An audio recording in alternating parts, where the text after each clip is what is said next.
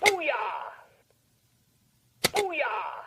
Welcome back to the channel, guys. Today we're going to be going through stock exchanges and stock indexes and what they are, okay? Now cue the intro. Familiar, you're familiar. So if you don't know by now, then you should probably get familiar. Booyah!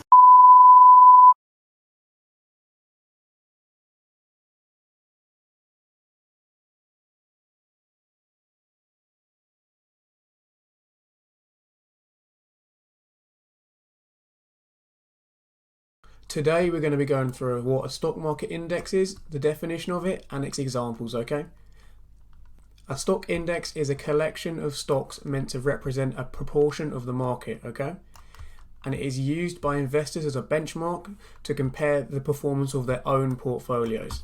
So as just mentioned, a stock index is a collection of stocks that is intended to be reflective of the stock market as a whole, or in some cases, a particular industry or segment of the market. So a stock index can be thought of as a representative sample of the entire stock market or a particular segment. People then use these stock indexes as a hypothetical portfolio that they've put together for the public, which they can then base their own stock market portfolio off of to see whether they're doing better or worse than the market rate. Stock indexes such as the S&P 500 and the NASDAQ go up and down according to the value weighted average prices, okay?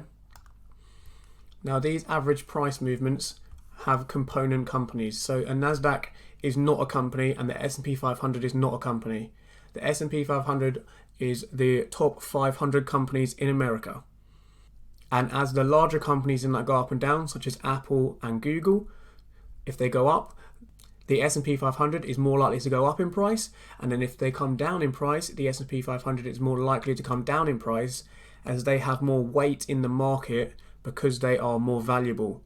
Investors look at these stock indexes to see what's going on in the market and then to evaluate the performance of their own portfolios by using these as performance benchmarks. Stock indexes are put together in the same way researchers put together a sample of the population from which they wish to study. So stock indexes pull from a sample of a group of stocks that they wish to study in exactly the same way. Some indexes aim to sample a large market, while others sample specific sections of the market, e.g. stocks with high capitalization on the market, the energy industry, or dividend-paying stocks, for example. Different stocks are put in indexes depending on the different ways that they can be used. So the Wilshire 500 is the top 500 stock companies in America. And it consists of every stock traded on a US major stock exchange, excluding penny stocks. Now the Dow Jones Semiconductor Index has far fewer stocks, as it only samples the semiconductor producers in the American industry, okay?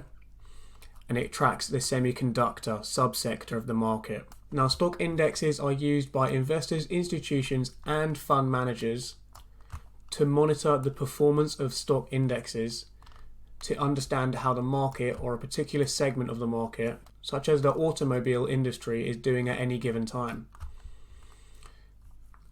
As I've said before, the investors and fund managers use this as a benchmark against which to compare the performance of their own portfolios. And a successful fund manager might use their fund's outperformance of a particular index over a period of time as a selling point to attract new investors. So rather than you putting your money into the stock market yourself, you can give it to a fund manager, and if he is giving higher rates of return than the stock market, then you are more likely to give it to him, as he will give you more money back than you just putting it into the stock market yourself. Now, news media often treats stock indexes as a gauge of the market health. When stock indexes like the S&P 500 or the NASDAQ drop in value consistently, reporters will say it is a bear market and a warn of economic decline.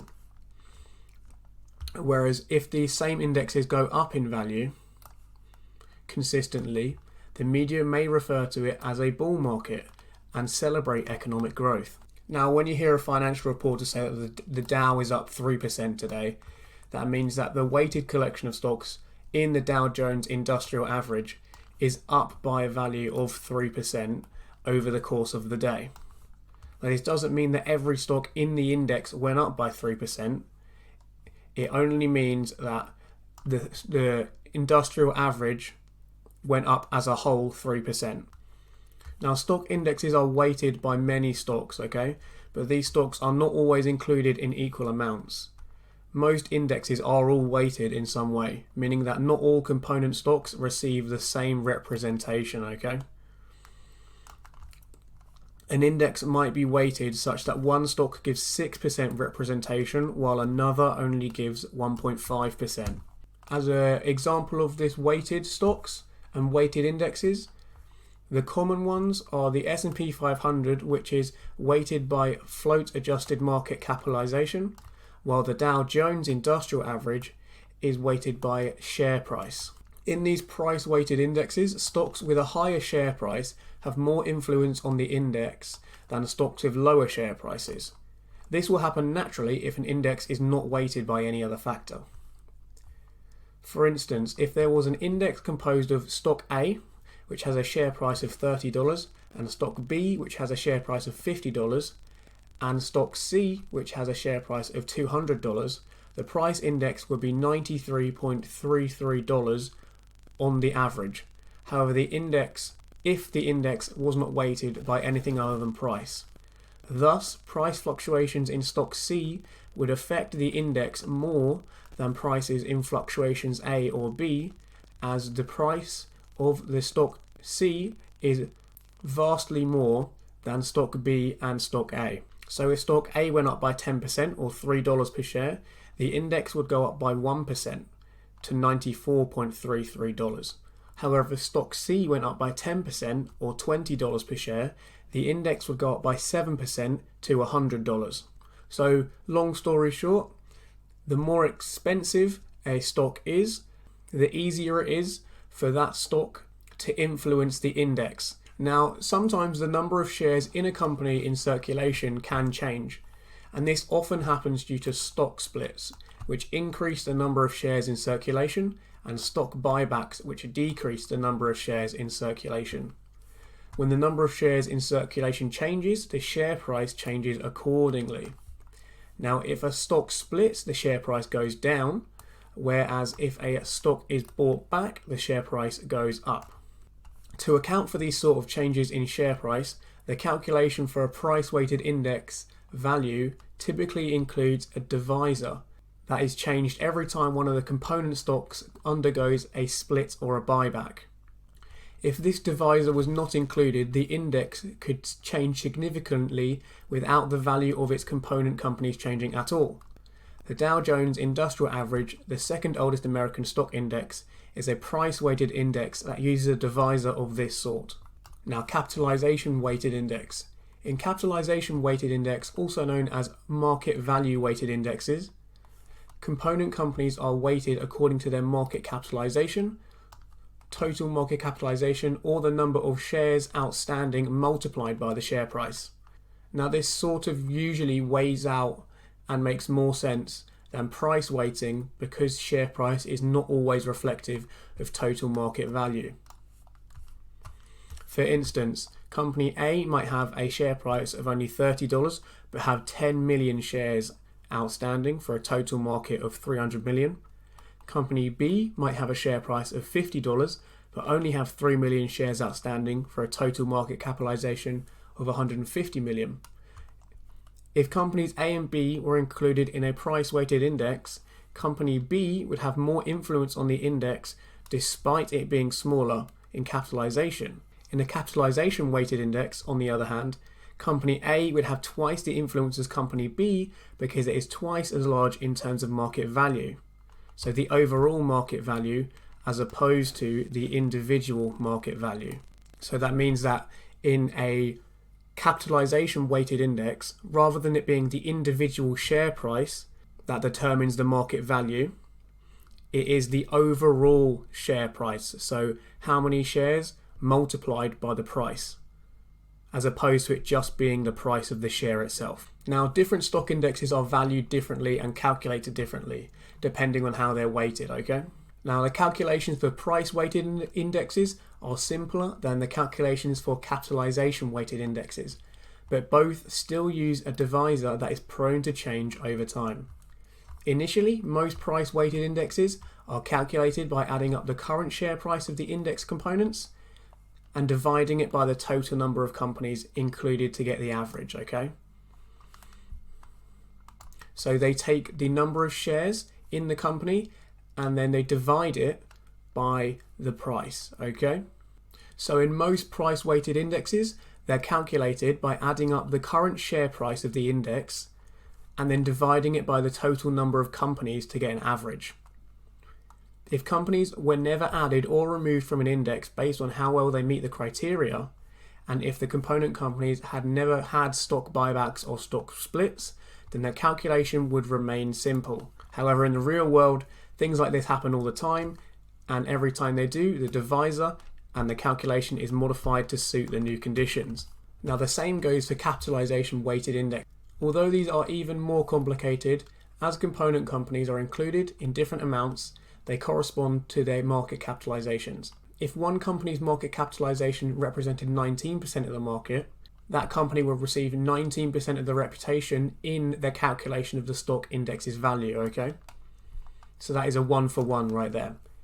If the company's market capitalization represented 19% of the market cap of the entire index, the company receives 19% representation in the calculation of the index's value. Now, the 6 most popular US stock indexes are the S&P 500, the Dow Jones Industrial Average, the NASDAQ, the Wilshire 5000, the Russell 3000, and the New York Stock Exchange Composite. That's what NYSE stands for, okay? So the S&P, or Standard & Poor's 500 index, includes 500 companies and is a float adjusted market cap. The Dow Jones Industrial Average, that's 2 gentlemen's names right there, or surnames rather, Dow and Jones. They've made an industrial average that includes 30 companies and is a price weighted market, okay? Now, the NASDAQ is a handful of words to say here. It's the National Association of Securities Dealers Automated Quotations. Quite a handful to say, I know. But it has 2,500 companies in it, and it is a modified market cap weighted method index, okay? Now, the Wilshire 5000 varies in its market in total, but it uses a market cap weighting method, okay? The Russell 3000 uses 3,000 companies and is another weighted market cap index, okay? Now, the NYSE, or New York Stock Exchange, varies depending on how many companies it includes, depending on whether they meet the criteria or not, and it's a float adjusted market cap. So we spoke about that a little bit earlier on.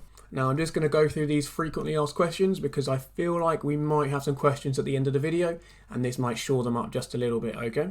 So, can you invest in a stock index directly? No, you cannot. You cannot invest in a stock index directly, as indexes are not securities. However, you can invest in ETFs and mutual funds that are designed to specifically track the performance of specific stock indexes, such as the S&P 500 or the Russell 2000. And what is a bellwether index?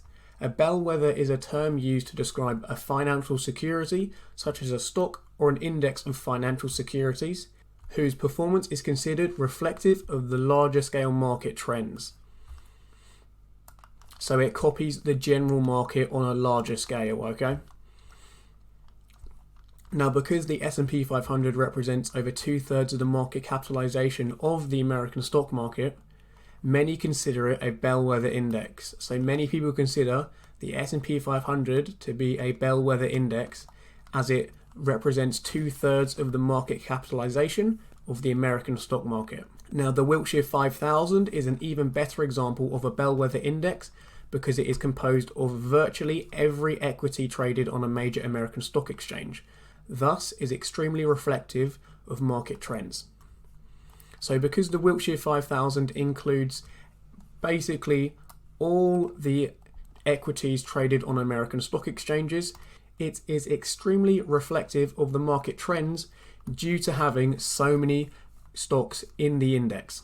Now, are there other indexes for other types of securities? You can have an index for any type of stock or security. There are bond indexes, there are cryptocurrency indexes, and there is not just indexes in the US, there are indexes across the whole globe, okay, in each and every market.